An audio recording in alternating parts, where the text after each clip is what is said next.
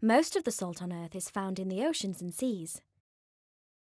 In fact, there is so much salt in seawater that if you were to extract it all and sprinkle it over all of the dry land on the planet, the salt would be 35 metres deep. Salt can also be found deep in the earth, in places where ancient seabeds once were. And salt has even come to Earth on meteorites from space. All living things need some salt to survive, including human beings. Salt helps us regulate our body temperature, which is very important, as well as helping to control how our muscles and nerves work. Salt is so important that some of the oldest roads in the world are salt roads, meaning they were built to transfer precious salt to places where there was no natural source. The Via Salaria in Italy, for example, is an ancient road that has been used to carry salt from the Adriatic Sea to Rome for thousands of years. Animals that eat meat get some salt from their food, as all animal tissue contains salt.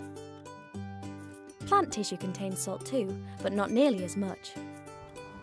This means that animals that only eat plants need another source of salt in their diets. So these animals might visit a salt lick, which is a place where there is a natural deposit of salt and other minerals, such as spring water coming from a crack in a rock. With that in mind, can you guess what these elephants are doing? When people first discovered these strange scratches on the walls of this cave, they had no idea what could have made them. The answer to the puzzle turned out to be some very clever elephants.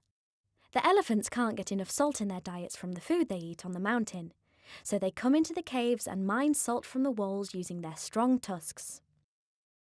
Even though, just like for the elephants, salt is essential to our bodies, we need to be careful that we don't eat too much of it, because it can be unhealthy for us.